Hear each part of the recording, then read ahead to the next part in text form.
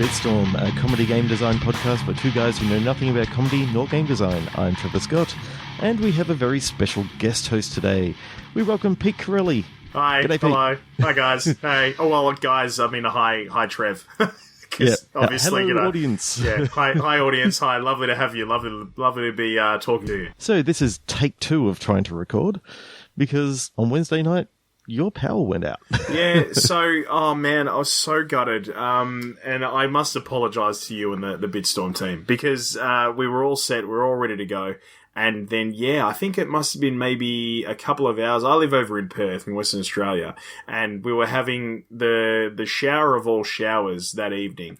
And it happened to be that typical Murphy's Law, the night that, you know, we wanted to get this podcast done, it happened to be that night, and it just kept coming down, and then our power got knocked out. And it was funny because you and I were throwing text messages back and forth, and you were saying, you know, I'm checking out the website, and I was on the website as well, and then I'm on the phone to the guys, and they're like, it doesn't seem like anything's wrong. Well, I live in the street, and, you know, like, I'm sitting here holding my phone and a candle, so I know there's something wrong right now, guys, but, yeah, it turned out to be some cable got nicked, like, a little bit down the street or something like that, but it's all good, mate. We're back online. We're back online, and I'm going to get this edited in time to be released on Monday. Wicked. I'll just spend some extra time doing it on the weekend. Fabulous. So, we're going to just play some Click Pitch today. So, for those people who haven't heard us before or are checking us out for the first time, Click Pitch is a game where we've both got a random word generator in front of us. We're going to click refresh on the count of 3, 2, 1, and then we're going to take those words and we're going to try and make a game of them. Yeah, I love it. I love it. I had so much fun playing this last time with you and Ben. It was great. Okay, here we go. 3, 2, 1, click. Ooh. Agriculture. I got flair. Ooh.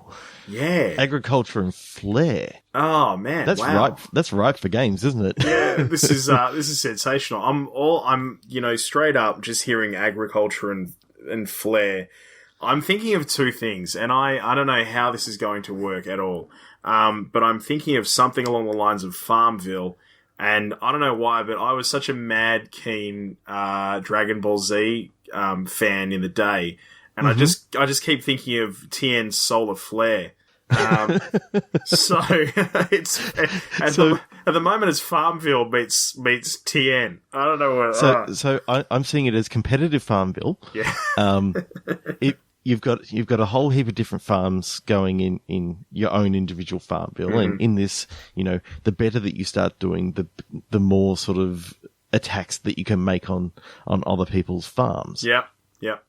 So, like the solar flare, you know, I mean, I'm just imagining with the solar flare, there's going to be quite a bit of heat and all that sort of stuff. And maybe at the right time, right as they're wanting rain, bang, you hit the solar flare and their farm is like completely dust. That's a great idea.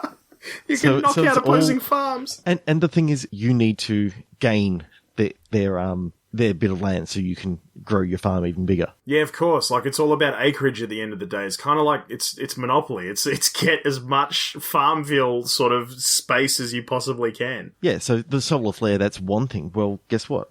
You've got also floods. You've also got you can send in a locust swarm to like totally destroy their crops and all this sort of stuff. And so I'm thinking, you know, you've got to try and look after your own farm. You've got to defend against other people attacking your farm. Yeah. But you're like maybe 10 farms against each other. Yeah, and maybe I'm you can get an loving it. alliance with your farm next door. It's like, okay, we won't destroy each other till the end. Let's get everyone else, and you sort of gang up on them, and you can maybe hit 2 farms with like, he hits them with a solar flare, you hit them with a solar flare, they go completely dry, and bang, they're completely toast. That is fantastic. On the other hand, you could take flair to be like the fabulous sort of meaning, and it's all about creating the most fabulous agricultural farm. And like, I'm talking fabulous as in, you know, bright colours, it's pinks and it's blues, and everybody's just a little bit too excited about what's going on in their farm. And it's, yeah, like it's I don't know, it's like somebody It's like somebody's eaten, what do they call them? Fruit tingles. It's like somebody's eaten 100,000 fruit tingles and have gone, you know what? I'm going to be a farmer now, and this is going to be absolutely fabulous, and it's going to be brilliant. That's where I'm thinking flair. I'm seeing a little bit of Tom Cruise. Maybe Cocktail is in there somewhere as well. Who knows? This just it's going to be a brilliant game for those aspiring agriculturals out there. If you win one of the round, you could get flair that you can add to your farm name. Yeah. So it's sort of like, oh, this person's defeated, X number of people, because I can see that, they look like someone who's worked out of, what was that restaurant that Jennifer Aniston worked in Office Space? Oh, yeah. How they had to have the bits of flair? Office Space. It was like Shenanigans or something like that. There probably was something like Shenanigans, which is a great name, by the way. Let's see. Office Space. Tchotchkes. Tchotchkes? Yep. Tchotchkes is brilliant. It is. So, yeah, I'm just imagining by the time someone's, defeated like, 50 other farms, you have a look at their flair, and it's like they've got badges from all different farms and all this sort of stuff all over the place. Maybe that's the thing. You can actually design your button, and if someone defeats your farm, they get to take your farm's badge as their flair, which is great. And I think the name of the game should be Tchotchkes, without a doubt. Like, that's just definitely sensational. What a great name. Yeah, that's pretty awesome. Well, I would definitely play that. Let's click again. All right. 3, 2, 1, click. Oh, okay. Well, this is a little more straightforward. I got Volcano. Zebra. This is why I love this game so much. Volcano Zebra. Okay. Oh man. I don't You do even realize that I've only gone to one place. Where? And it's a zebra shitting like a volcano. Okay, I'm just thinking, all right, Volcano and Zebra. Volcano and Zebra. Oh, God. Okay. Survival game. Oh, man, this one has me stumped. Volcano and Zebra. So I'm literally going down. You've played Castle Crashers, correct? No, I haven't. I haven't played Castle Crashers. What's Castle Crashers? Castle Crashers is like a old school, Golden Axe like beat 'em up. Absolutely amazing game. In the second lot of levels, there's like this massive monster that pretty much makes all the animals shit themselves. And when you see these animals and they shit themselves, they launch themselves forward. So I'm seeing it's a zebra racing game where you've got to feed them laxatives and get to the certain level. Then it's like a horse racing game, except you're running along like an infinite runner sort of thing. Yeah. And your nitro is the shitting like a volcano. Like it just erupts and you get launched forward. I see that level from Castle Crashers, and I just go, yeah, that always sticks in my head. This looks like, by the way, just quickly, Castle Crashers looks like an awesome game, and 10 out of 10 on Steam. That's wild. Oh yeah. Wow. 2008. Get amongst it. Okay. So, yep, I'm with you there. And you can have... Okay, I've got an image. I'm going to send it across to you. All right. And you can have different zebras, and you can collect different racing stripes over time and different colours. This is It's not a zebra as such, but I've sent across a picture. Oh, yeah, got it. Yeah. You guys have to put this on your Facebook page. So that is volcanic. Okay, so I'm looking at what appears to be, just to put this into the listeners' theatre of the mind, I'm looking at what appears to be Bambi doing an explosive shit. Oh, I absolutely love it. So wow. I'm imagining that that's a racing game that maybe it's like drag racing, and you've got to like, you know how in drag racing, if you don't hit the nitro at the right time, then you're going to lose the race. If you hit it too early, then you're not going to have built up enough steam before that. Yeah. I'm picturing it that there's an online racing game you're feeding this the laxatives and maybe different types of laxatives to the zebra to be able to, hit the nitro, as it were, at the right time. Yeah, you win races, and as you win races, you get the different sorts of laxatives that you can get along the way. Yeah. The other thing is, it could also be a 2D platformer where I know this is the simplified version, but it could be a 2D platformer where you play a zebra and you're going through a puzzle sort of 2D platform game where essentially you're in a volcano. I know that's the simplified version of just a really simple idea. Personally, I prefer what you've come back with the whole explosive shit drag racing because zebra. It's told you about a game that I can't believe you've never heard of. I got to get into this.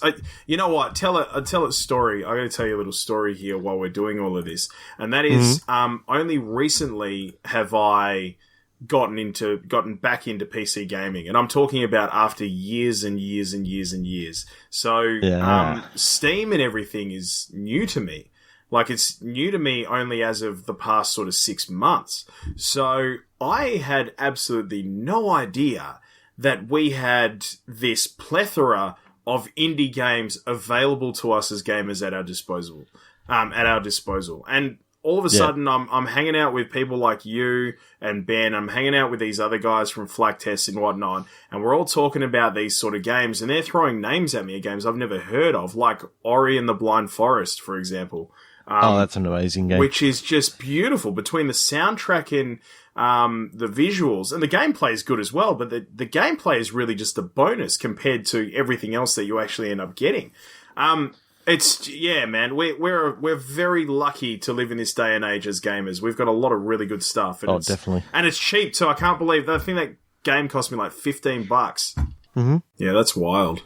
Okay, let's click again. All right, I'm going to change my complexity, and I'm going to put my complexity to common. Okay. All right. 3, 2, 1, click. Oh, yes. I like this one. All right, you go first. Hijacking. Actually, this suits mine quite well. Paranoia.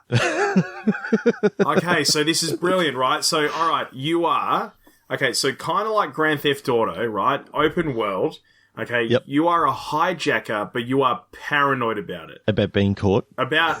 Just about, everything, right? You're actually the world's nicest hijacker, okay? So you've got a nice meter, right? And, you have to somehow bring that nice meter down by doing sort of trivial things along the way. And so you're helping little old ladies across the road. Yeah, actually that's a great thing, right? So you're helping little old ladies across the road. You're building up your confidence. You're helping people cross the street. You're giving change to the poor. You're helping the Salvation Army. You're rattling tins. And then once you've built up your confidence meter, then you can go out there and hijack the shit out of a lot of stuff. So, see where I've just seen where my nice meter will go right up. Where's that? I'm helping this little old lady take her groceries to the car. My confidence meter hits the top and I steal her car.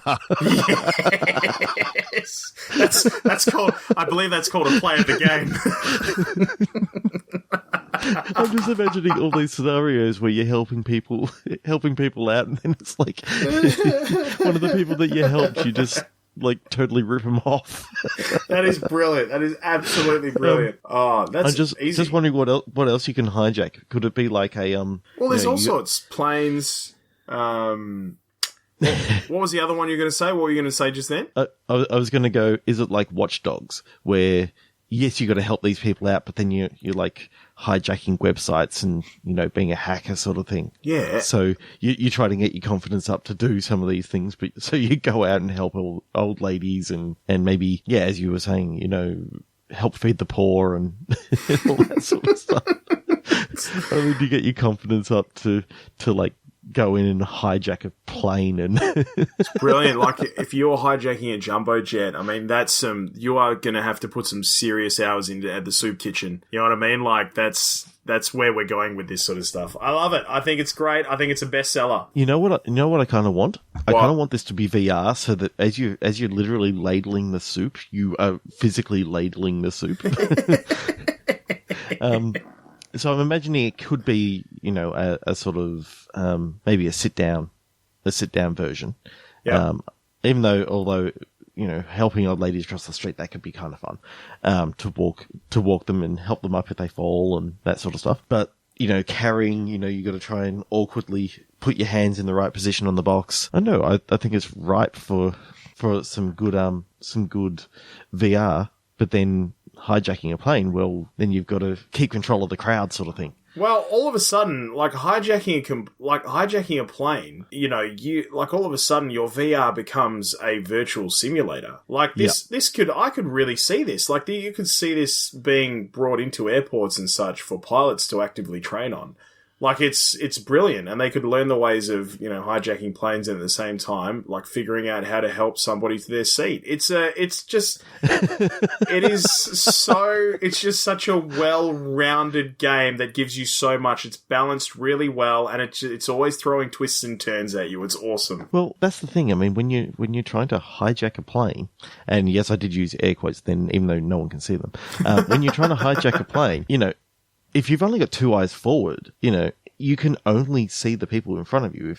So you have to keep like your back to the wall sort of thing so that no one's behind you. Otherwise you got to turn around and then people can tackle you from behind and all this sort of stuff. So it's a lot of, it becomes a lot harder in VR because you actually feel like you're doing it and you'll probably, it'd suck.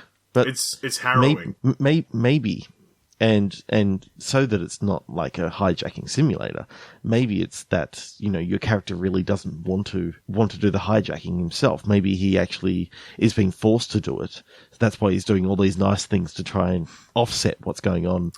Like maybe his family's been kidnapped or something, but he's trying to actually undo the hijacking while getting away from this thing anyway. So he's like, he finds out who the air marshal is and he sort of signals that I'm actually not wanting to do this, and manages to get a message across.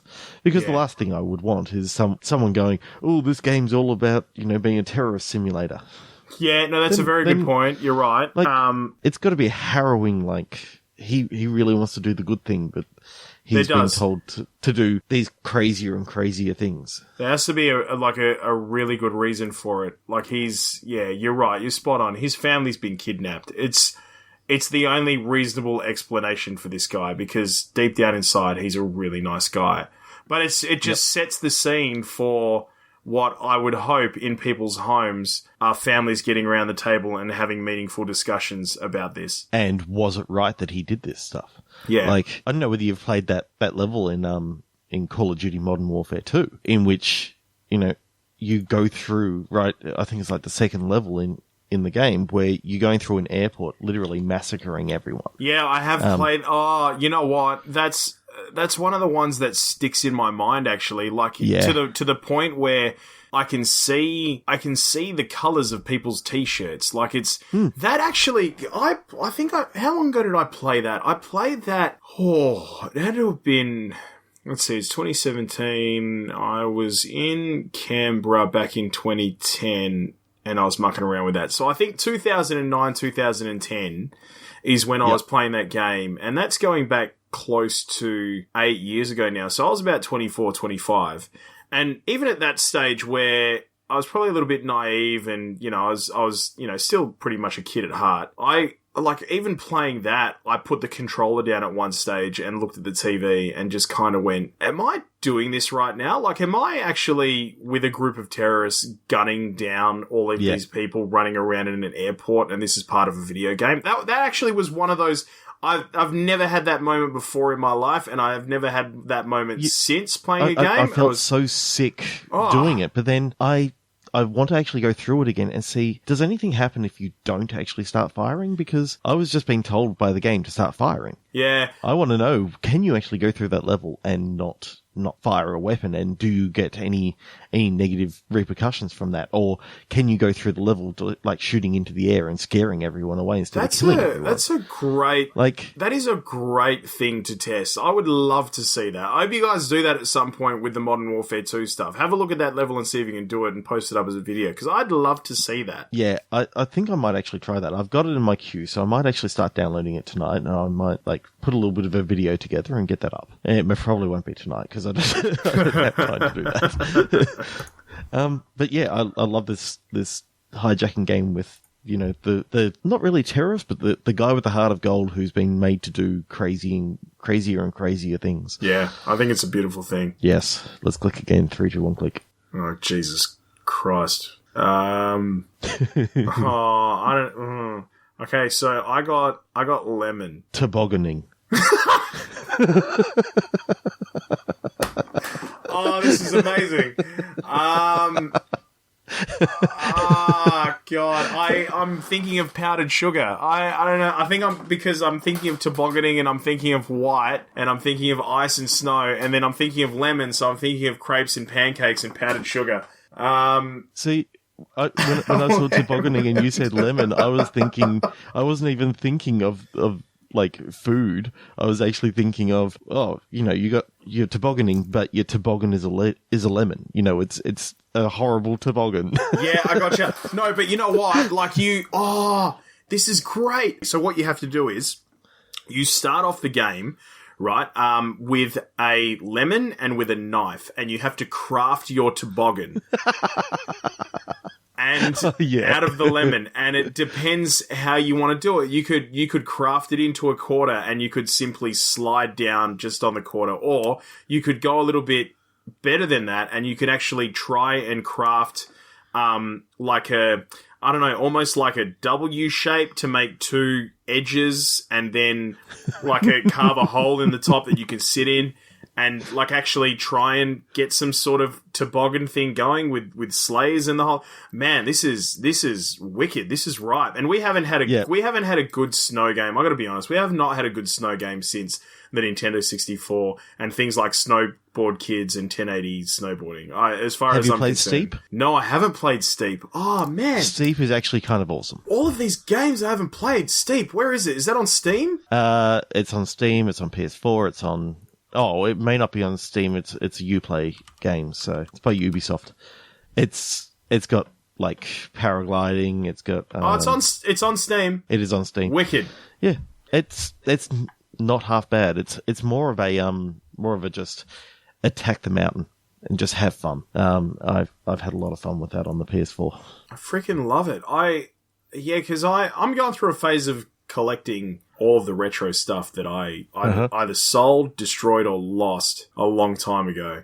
And a lot of that, like my prime was the Nintendo 64. Like that was when I was, really into gaming. Like we're really starting to get into gaming, and I was old enough to do a bit of work and have a bit of pocket money and stuff. And and I had all those games like 1080 snowboarding and Snowboard Kids, and I've not played. Wow. I'm just looking at Steep on YouTube right now. This looks awesome. Yeah. I thought you'd enjoy it. This looks so good. And he's on it, and it's true to its name. This mountain is really steep. Yeah, and the mountain is absolutely massive. Like, you can, if you don't like one of the things that you're doing, just go to a different part of the mountain. So anyway, it's an add-on for Steep, and you're creating a toboggan out of a lemon. Yep, love it. So I'm now getting a visual of, you know what? You're not actually on the mountain. This is just like, it's part of the DLC. It's off to the side. Yep. You're on Crepe Mountain. That's fantastic. And it is powdered sugar that you're literally tobogganing down. So I'm imagining that you're like a little character who's just carving out the toboggan out of this lemon. I'm just wondering, if you crash, do you get like the lemon juice in your eye and you get blinded? Yeah, absolutely. I think it's a really nice addition to the way that this game plays out, because at the end of the day, you don't want to crash. You do not want to crash. This is the last thing that you want to do. So there's got to be repercussions. There's got to be consequences in life. And this is one of them. Oh, sorry. I'm just watching this guy at the moment. I'm still watching this video. This is so good. So you start out, all right. So, okay, as part of this lemon, right? I'm getting ideas here while I'm watching this video, because I've just seen him. He's got an opportunity here to choose whether or not he wants to he's in a wingsuit right now. Yep. Got a wingsuit. You got a parachute. You got, like skis. You've got, snowboard. So many different things you can do in that game. So- now, tobogganing is one of the things that you can do. So exactly, tobogganing with a lemon. So there you go. This is the add-on for Steep. When you bring up that little wheel that allows you to pick something, you can pick a lemon and just it takes you to a workshop in which you can like use a plane to like carve out. This is oh, that's wicked. Okay, so we've got an add-on for Steep. Yeah, that is brilliant. Well, I think lemon is like one of the things that you can use. I'm just imagining, how good would a watermelon be? Well, I think you should be able to test various different pieces of fruit. I believe, and that's whether that's released as a full fruit salad DLC, or that is just something that you can sort of get in game along the way by conquering different parts of the mountain or Crepe Mountain. Because man, I mean, a watermelon's got a beautiful, like the lemon would be tough because it's. Don't get me wrong, like it's great and all that sort of stuff, and you could carve it. It's rather grippy though. It is, it's it's like a golf ball. It's got all those little indentations throughout it, and whereas a watermelon is nice and beautifully smooth on the outside. But then again, can you turn in a watermelon? So do you need to actually get some sort of fruit that's in between like a watermelon and a lemon? Do you need to get like a grapefruit or something? I've got one for you. Have you ever had a starfruit? No. So have you ever seen a starfruit? I'm going to check it out. So I kid you not, it's a little yellow thing, and it's actually shaped like a star in terms of it's almost like I don't know how to explain this.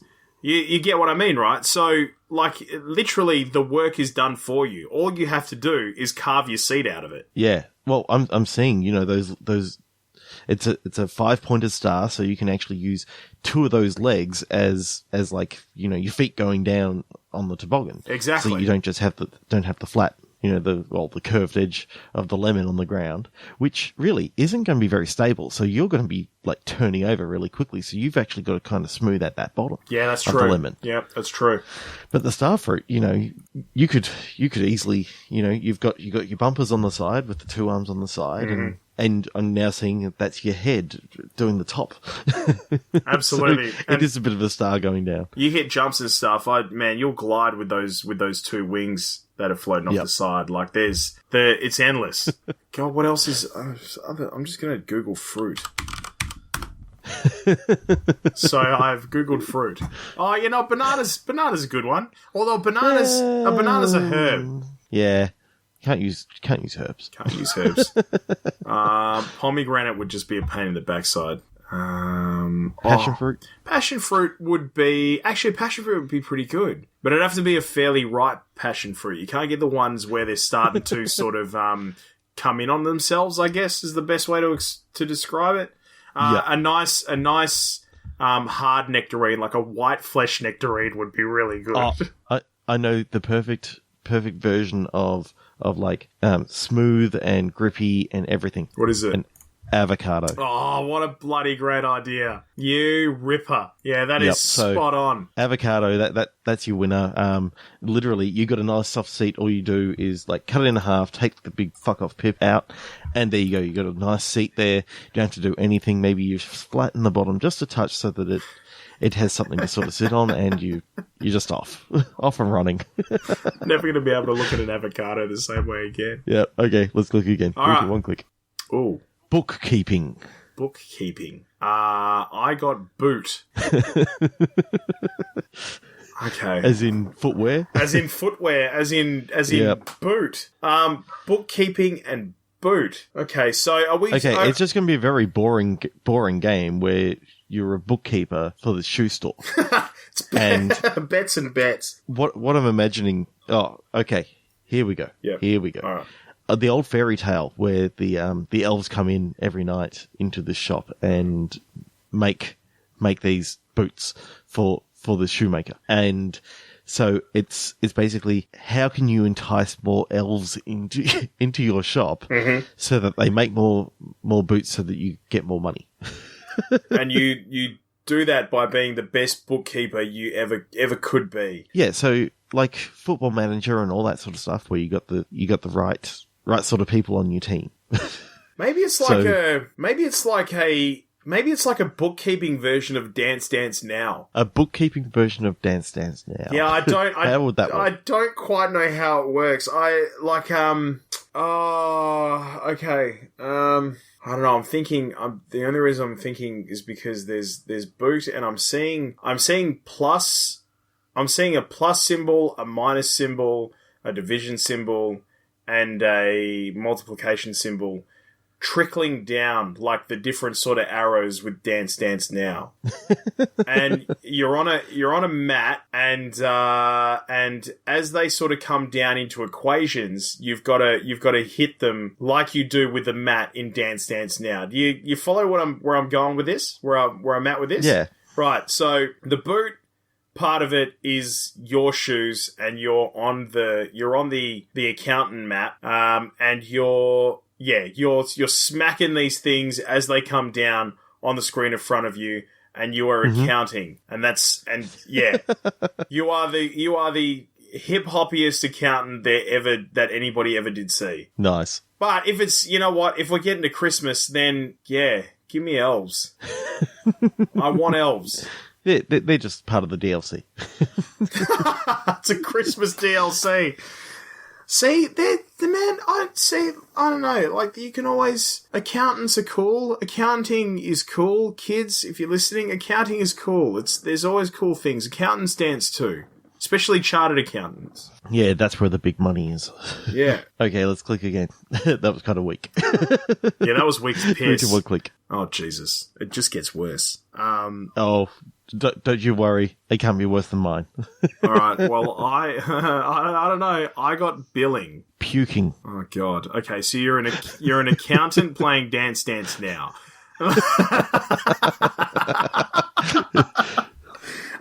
Okay, so billing and puking. You know what? You are.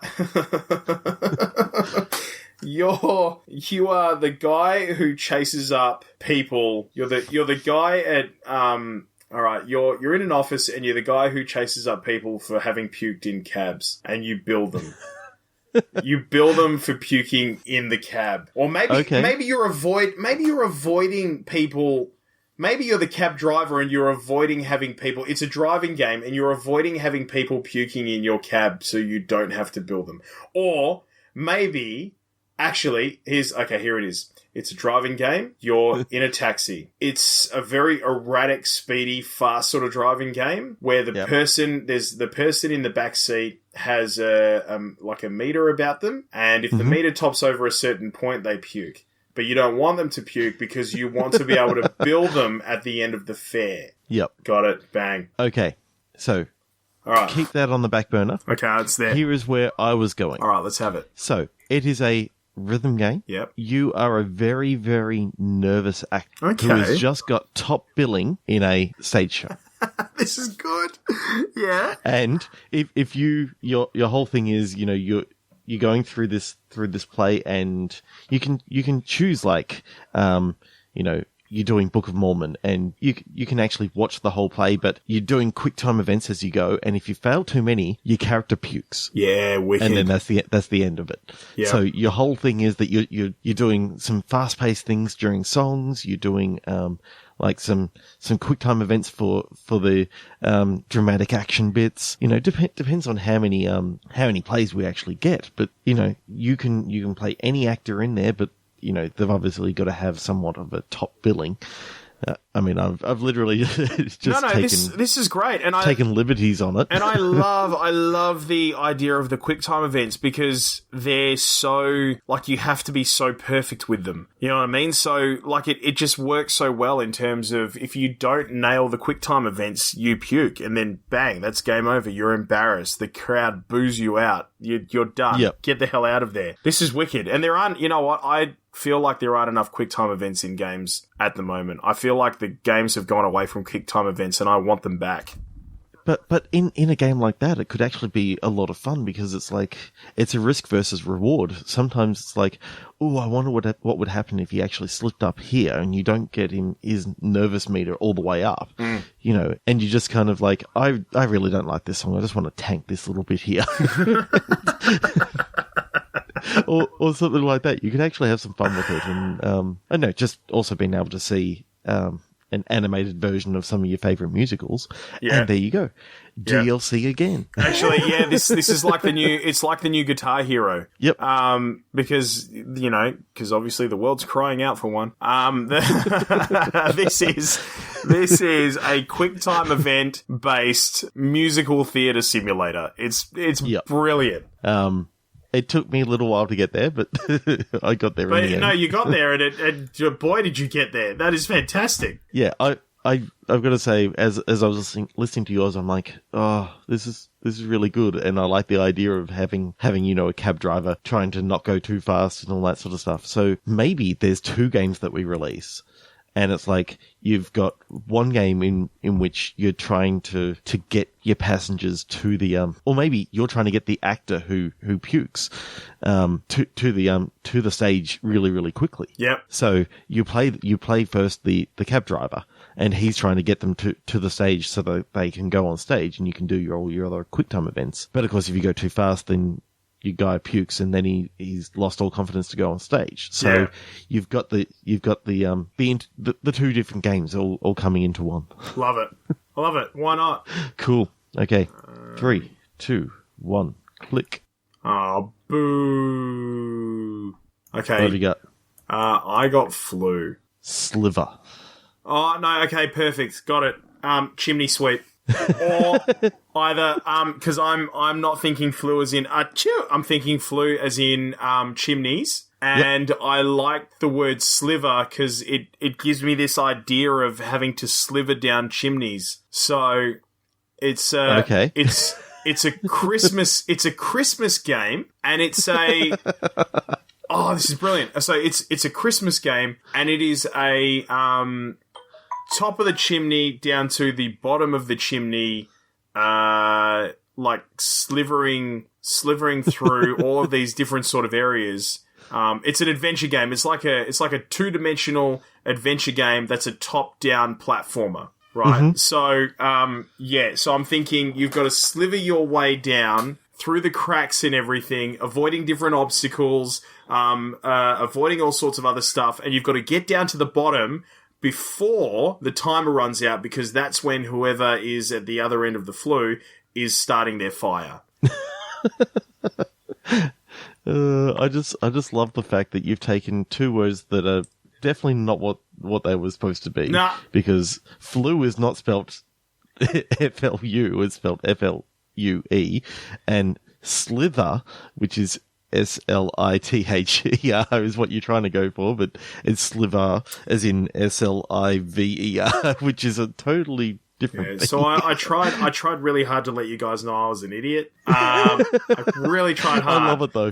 I love the idea of that you're just like, you know what, I'm going to go with this. I'm going to run with it. I don't know where it's going to end up. I don't even know if it's going to make sense, but you know what? I'm going to run with it.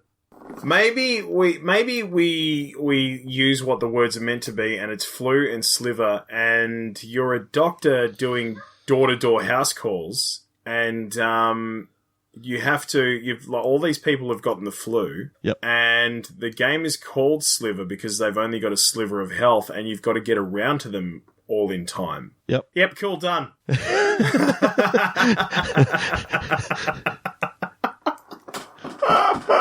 I've just looked into the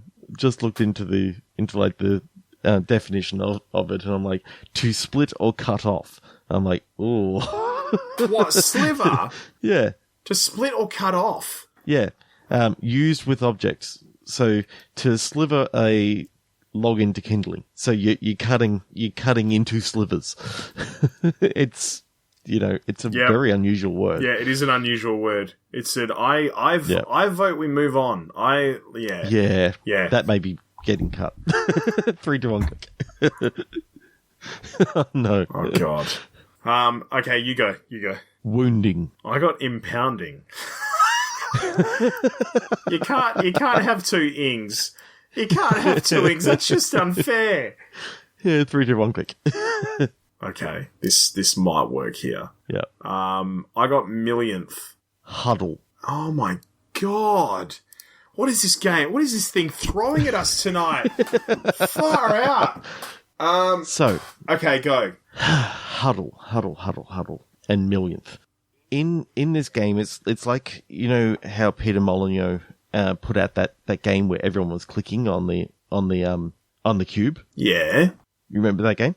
So in this game, everyone is in like this perpetual world, and a certain millionth of a whatever, of a percent of each huddle that you get into may actually win the game. But you've got to try and go around and create little huddles of people. And then if nothing happens, then you go off and try and find another huddle. And maybe unlike that cube game where like only one person wins, every person day or in the two, huddle? every day or two, every person in the huddle that is selected as that millionth or whatever it is huddle, they win, some other prize, but then it resets and everyone gets to play again the next day. That is, I love this concept, and and it could go either way. It could go with the multiple huddles, or it could go with one big huddle, right? And it collects people, kind of like what the cube did over time. It collects people over time, and some people might, leave the huddle because they can't be bothered waiting that long. So there's always this influx of people and outflux of people.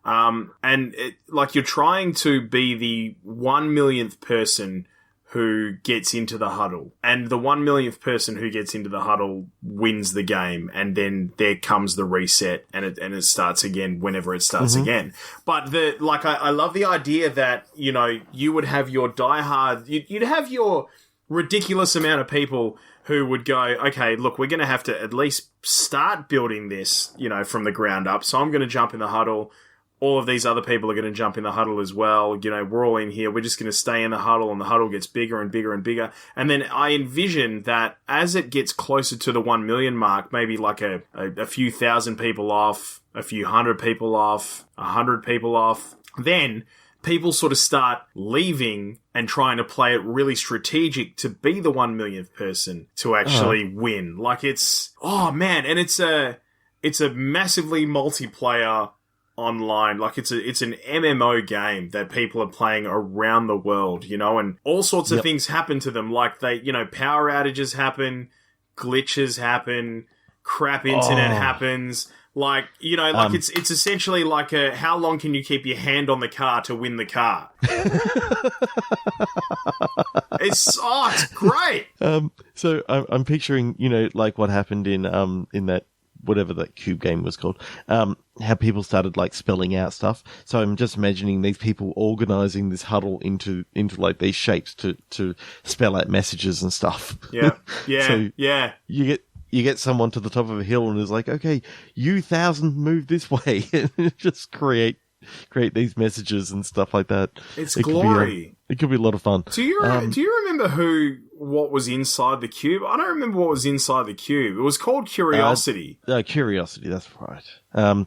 I believe it was a video. Peter Molyneux organised a video to be there that explained what his prize was. It was for Peter's next game, he could the winner would become basically part creator for that game. They'd get to name some of the characters and a few other things. That is amazing. And then be a character themselves in the game. I don't remember. It's so long ago that I saw it. So hang on. In 2013, 22 Cans and Peter Molyneux announced via Twitter that the last layer had been removed and the cube had been opened. The winner was identified as Edinburgh resident Brian Henderson, who was given the option to either keep the contents of the cube to himself or share it with the public. Molyneux announced that Henderson opted to share the prize. The contents inside of the cube included the ability to be the sole, all-powerful digital god within 22 Cans' upcoming release of Goddess, and to reap a small portion of all the incoming revenue that is brought in by the game. Wow. However, as of January 2015, Henderson has received little to no contact with 22 Cans, and in light of recent departure from the studio along with lasting issues with multiplayer, Henderson likely won't be able to collect any portion of the game at all, and once he does, it will only be for 6 months, or even less if another player overthrows him. Wow, this is just fraught with fraudness, this whole thing. It is such an it's such an amazing, amazing concept. I love stuff like this. Do you remember ages ago, I can't remember what it's called, I think it was 1millionpixels.com or something like that. And and it was like I think the guy who put it together charged like $1 a pixel. And companies like, it gained a lot of steam and momentum, and companies like Pepsi and Coke and whatnot were buying up real estate on it because it was getting so many hits every day. Yep. Yeah. Haven't had another one of those in a little while. I always had an idea. I always had an idea for a thing called the big red button. And I, like, dead set. And I love the idea. You know, and it would have like a big red button in the middle of the screen, and over on the right-hand side it would have like a big meter that was just collecting clicks on the big red button. And kind of like it's exactly what the Curiosity What's Inside the Cube did, you know? It's just people going there and clicking the button and just, And the counter's going up, and when someone clicks the big red button on an arbitrary number that was selected by a random number generator, then they win that day's prize. They win either that day's prize or it does some crazy reveal. Like I love the idea from Curiosity, from 22 Cans, that, you know, the guy who was the last one to remove the layer from Curiosity got all this cool stuff to do with one of their releases, one of their upcoming releases. Just crap that it was a terrible release in the end, but and the fact that if you read further into the article, like the guy who was originally in charge of keeping contact with the Henderson guy actually ended up leaving the position, and he was never refilled. Yeah. So he ended up getting nothing out of it, which really kind of sucks. Yeah, it's a bit poo, but anyway. Yeah. Okay, I reckon we should go for one more. All right, let's do it. And then we'll finish up. Okay, 3, 2, 1, click. Let's go something good. This is such a bad one to finish on. Okay, you go first. Swivel. I got inhaler. I don't even know where to start. It sort of sounds like a fishing game with cod. And I don't mean cod as in Call of Duty. I'm talking about cod as in big mouth cod that just inhale food. And I'm only thinking of swivel because I'm thinking of a swivel that you put on the end of your line that you attach your hooks to. Okay, here we go. It is an Office Olympics game. Yep. In which part of the game is you've got swivel chair racing. Mm-hmm. You know how bad those chairs are and the wheels are. Like you can never control them. Well, you know you've got to try and in this Office Olympics game, you know you're pretty much playing almost like a decathlon sort of thing. So you've got lots of different options. Yep. The swivel chair is one that I originally go to, but you can do some other things. Yeah. Because we're talking, you know, an office and. Really, a lot of people in the office, they're not very, very healthy. So one of the characters has asthma and needs an inhaler. So anyway, that's got the 2 words covered. It's an Office Olympics game where you've got just like maybe shot put with a ream of paper. Yep. You've got, the aforementioned swivel chair racing. You've got maybe, have you ever seen, like, on the internet where people get, like, a fire extinguisher and like, they're sitting on a chair and then they launch it and they like, push themselves back? Absolutely. It's one of the best things that you can do with a fire extinguisher in an office chair. Yeah. So that's another part of the game. You've got the fire extinguisher racing as well as, you know, someone pushing the swivel chair. Any other games that you can think of that can be involved in that as well? Well, I'm just kind of bringing it back to the inhaler. There's got to be something there with the inhaler as well. I mean, what is the inhaler? Okay, so the inhaler part of it. You know how in Mario Kart you can like pick up weapons and stuff. Yeah. Swivel chair racing. You're running by. One of the collectibles is an inhaler, and you can spray it into the racer's eyes, so they can't actually. They get blinded for a while. You can get in front. I know, it's great. Yeah. It's it's like Office Mario Kart. In fact, that's what it could be. The whole thing could just be like different courses set up for swivel chairs.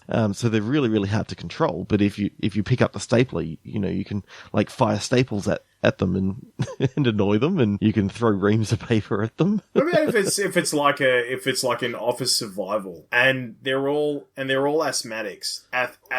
Asthmatics. I can never say that word properly. Asthmatics. So it's all those office games, and you're all asthmatics, and there's an attack coming on. I don't know. There's a lot of pollen in the air. And you're all playing for the inhaler. Like it's almost like a PlayerUnknown's Battlegrounds. But in an office. So it's a PlayerUnknown Battlegrounds set in an office, and it's the first one to reach the inhaler, and either happens through different sort of office contests, whether that be the office chair racing or whatnot, or it's actually a full-on office port of PlayerUnknown's Battlegrounds, and all of your weaponry and everything are just stuff around the office, like just whether you got single shot items of like mugs that you can throw at people. Yeah, they just break. You've got really high powered staples, or you've got hole punches where you can get a person's arm in there and punch a hole through it.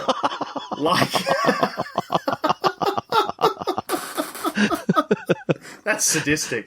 I love it. I'm just imagining suplexing someone through a table now. You imagine like getting somebody and like putting their head into the scanner and just smashing the shit out of it. Oh wow! and blinding them. Yeah, you shove their head into it and just blind them for a while, and then that can knock them out or daze them or whatever. And they're all obviously like they've all got voiceover lines, and they're all obviously like, "Oh, I'm gonna come and get you now." Like it's.